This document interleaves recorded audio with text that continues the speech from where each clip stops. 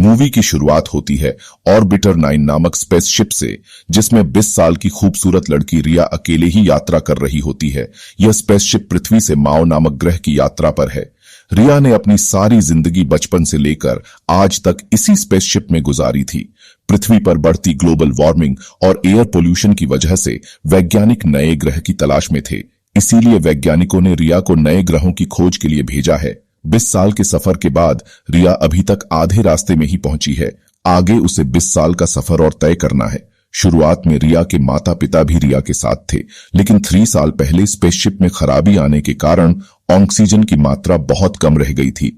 तो रिया के माता पिता ने रिया को बिना गुड बाय कहे अंतरिक्ष में कूदकर अपनी जान दे दी, ताकि रिया के लिए ऑक्सीजन और भी ज्यादा समय तक चलेगी। तब तक स्पेस में बने स्पेस स्टेशनों में से कोई भी इंजीनियर रिया तक मदद के लिए पहुंच जाएगा। कुछ साल बाद हम देखते हैं कि स्पेसशिप में ऑक्सीजन लेवल घटने लगता है, लेकिन खुशी की बात यह थी कि एक इंजीनियर जो आने वाले कुछ घंटों में स्पेसशिप तक पहुंच जाएगा। कुछ समय बाद स्पेसशिप जोर जोर से हिलने लगती है और अलार्म बजने लगती है। तो रिया कंट्रोल रूम में जाकर देखती है तो पता चलता है कि एक स्पेस कैप्सूल उसके स्पेसशिप से अटैच हो रहा है। तभी दरवाजा खुलता है और उसके सामने उसी की उम्र का एक लड़का होता है, जिसे देख रिया खो सी जाती है। वही उस इंजीनियर के पास 50 घंटे का समय था स्पेसशिप को रिपेयर करने का। इंजीनियर अपने काम पर लग जाता है। रिया किसी न किसी बहाने से इंजीनियर के पास ही रहती है, लेकिन इंजीनियर उसे अनदेखा करता है। रात में जब इंजीनियर, जिसका नाम एलेक्स होता है, वह सो रहा होता है, तब रिया दबे पांव उसके कमरे में जाती है। वो सोए हुए एलेक्स के जिस्म को महसूस कर रही होती है। तभी एलेक्स जाग जाता है। इससे पहले एलेक्स कुछ कहता, रिया कहती है उसने आज से पहले किसी इंसान को नहीं देखा। वो अगले 20 साल इसी स्पेसशिप में बिताने वाली है, वो भी अकेले। तो एलेक्स कुछ भी नहीं कहता और उन दोनों के बीच संबंध बन जाते हैं। फिर जब सुबह होते हैं तो एलेक्स रिया को बिना बाय बोले ही चला जाता है। आगे हम देखते हैं कि एलेक्स का स्पेस कैप्सूल एक सुरंग में खुलता है, उसमें लगी लिफ्ट के माध्यम से बाहर आता है। तब हम देखते हैं कि वो तो धरती पर ही है। तो फिर ये सब क्या था जो अभी तक हमने देखा?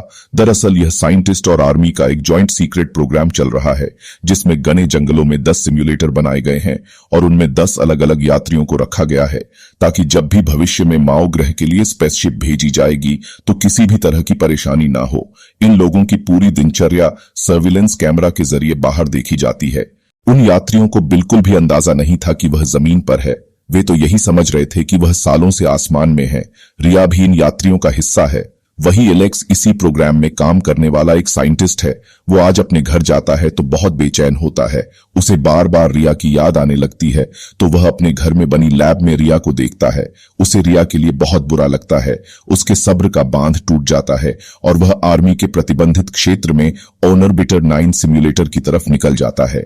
एलेक्स बिना स्पेस सूट पहने ही रिया के सिम्युलेटर में चला जाता है। जब रिया एलेक्स को देखती है तो डर जाती है, क्योंकि उसने कोई खराबी की रिक्वेस्ट नहीं भेजी थी।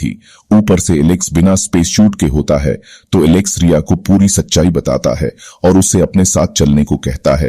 पहले तो रिया उसके साथ चलने से मना कर देती है, लेकिन बाद में वह एलेक्स पर भरोसा कर चलने को तैयार हो जाती है।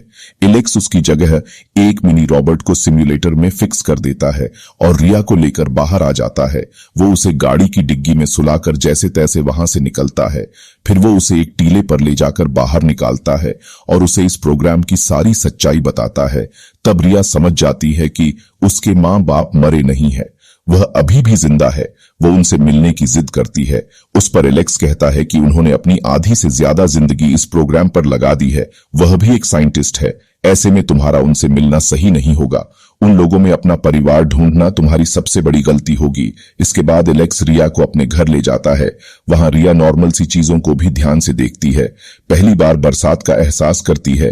एलेक्स उसे घर में लगे सिम्युलेटर के कैमरे को दिखाता है और बताता है कि सिम्युलेटर का दरवाजा किसी भी यात्री के लिए तभी खुलता है जब उसकी मौत हो जाती है। जो यात्री सिम्युलेटर में जाते हैं उनकी यात्रा कोई न कोई कारण से बढ़ा दी जाती है और वह कभी किसी ग्रह पर नहीं पहुंचते।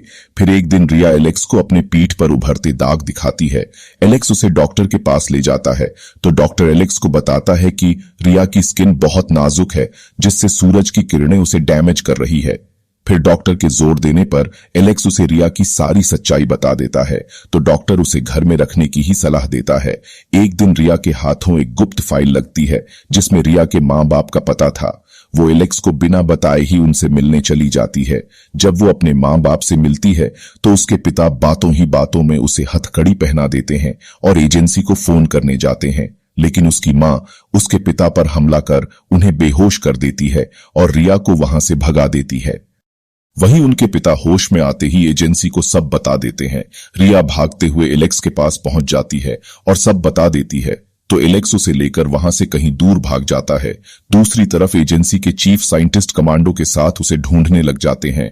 वो उन्हें ट्रैक करते हुए उन सभी को मार देते हैं जिसने उनकी मदद छिपने में की है। फिर एलेक्स और रिया वहां से अपनी जान बचाकर भागते हैं। कमांडो भी उनके पीछे आते हैं। एक जगह जाकर वे दोनों फंस जाते हैं। अब उनके पास वहां से दूसरी छत पर कूदने के अलावा कोई रास्ता नहीं होता। रिया पहले एलेक्स को कूदने का कहती है। जब एलेक्स कूदता है तो रिया खुद को उनके हवाले कर देती है और एलेक्स की जान बचाती है। एलेक्स वहां से निकलकर अपने डॉक्टर दोस्त से मिलने जाता है और उसे आज जो हुआ सब बता देता है। तो डॉक्टर दोस्त कहता है अच्छा हुआ वो उसे ले गए, क्योंकि उसकी स्किन बहुत खराब हो रही है, वो सूरज की रोशनी में नहीं जी सकती। और साथ ही उसकी मेडिकल रिपोर्ट देखते हुए कहता है कि वह प्रेग्नेंट है। दूसरी तरफ एजेंसी में चीफ साइंटिस्ट रिया को खत्म करने वाला होता है, लेकिन तभी वहां एलेक्स का कॉल आता है। एलेक्स चीफ साइंटिस्ट को कहता है कि उसके पास एक फायदे का सौदा है, उसमें सबसे ज्यादा फायदा उसी का होगा। उसके बाद एलेक्स एजेंसी की तरफ निकल जाता है। वह मिलिट्री का चेक पोस्ट तोड़ते हुए आगे बढ़ता है। सेना के जवान उस पर गोलियां बरसाते हैं। उसमें एक गोली उसकी बाहों पर लगती है। तभी चीफ साइंटिस्ट वहां आकर आर्मी को रोक लेता है। वो एलेक्स को रिया से मिलवाते हैं। वे दोनों एक दूसरे को देख बहुत भावुक हो जाते हैं और गले मिलते हैं। फिर एलेक्स चीफ साइंटिस्ट को कहता है कि वह रिया के साथ सिम्युलेटर में रहना चाहता है। एलेक्स रिया की मेडिकल रिपोर्ट दिखाता है। रिया 6 हफ्तों के गर्भ से है। फिर एजेंसी यह तय करती है कि वह उन्हें नहीं मारेगी। बदले में रिया को सिम्युलेटर में बच्चे को जन्म देना होगा, जिससे एजेंसी उसके मेडिकल डाटा को रिकॉर्ड कर उस पर रिसर्च कर सके। वही रिया एक शर्त रखती है कि उसकी बच्ची थोड़ी बड़ी हो जाए तो उसे सिम्युलेटर से आजाद कर दे। फिर कुछ वर्षों बाद ऐसा ही होता है। रिया की बेटी सिम्युलेटर से बाहर निकलती है और इसी के साथ मूवी यहीं खत्म होती है।